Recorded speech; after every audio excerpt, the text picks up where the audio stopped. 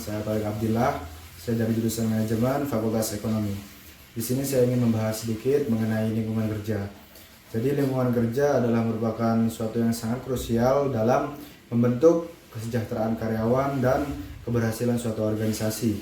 Seiring dengan perkembangan zaman yang dinamis ini, pembahasan yang mendalam mengenai lingkungan tempat kerja menjadi suatu hal yang tak terelakkan. Lingkungan kerja yang baik tidak hanya mengenai infrastruktur fisik, tetapi juga faktor-faktor seperti budaya perusahaan, komunikasi interpersonal, dan dukungan terhadap lingkungan kehidupan kerja. Nah, di sini saya tidak membahas lebih jauh mengenai lingkungan kerja. Sebelumnya, apa sih lingkungan kerja itu?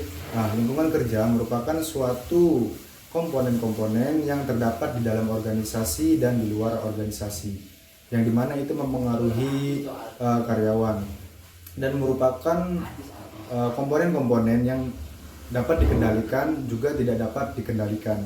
Menurut Danang Sunyoto, bahwa lingkungan kerja adalah suatu semua yang terjadi di dalam tempat bekerja, yang dimana itu mempengaruhi kinerja seorang karyawan dalam menjalankan tugas yang diembannya. Contohnya itu seperti kebersihan, kemudian musik, ada pencahayaan dan lain-lain. Nah, selanjutnya ada mengenai jenis-jenis lingkungan kerja. Jenis-jenis lingkungan kerja ini ada dua. Yang pertama yaitu ada mengenai lingkungan kerja fisik. Lingkungan kerja fisik merupakan suatu semua yang terjadi dalam bentuk fisik yang berada di tempat sekitar tempat kerja, yang dimana itu mempengaruhi langsung ataupun mempengaruhi secara tidak langsung terhadap karyawan. Lingkungan kerja fisik ini terbagi menjadi dua kategori. Yang pertama, lingkungan yang mempengaruhi langsung terhadap karyawan. Contohnya itu seperti pusat kerja, kemudian meja, kursi, dan lain-lain. Nah, selanjutnya itu ada lingkungan umum, yang dimana disebut lingkungan kerja yang mempengaruhi kondisi karyawan. Contohnya seperti kelembapan, sirkulasi udara, kebisingan, dan lain-lain. Nah, selanjutnya itu ada lingkungan kerja non fisik. Lingkungan kerja non fisik ini itu berkaitan dengan hubungan kerja, baik hubungan antara atasan, rekan kerja, atau bawahan. Nah, lingkungan kerja non fisik ini sangat penting dan merupakan lingkungan kerja yang tidak boleh diabaikan. Selanjutnya itu ada mengenai faktor-faktor yang mempengaruhi lingkungan kerja. Yang pertama itu ada kepemimpinan, keterampilan, dan kemampuan kepemimpinan, yang dimana seorang pemimpin itu harus mampu mengarahkan organisasinya sesuai dengan tujuannya. Kemudian ada team building dan team building ketika bekerja.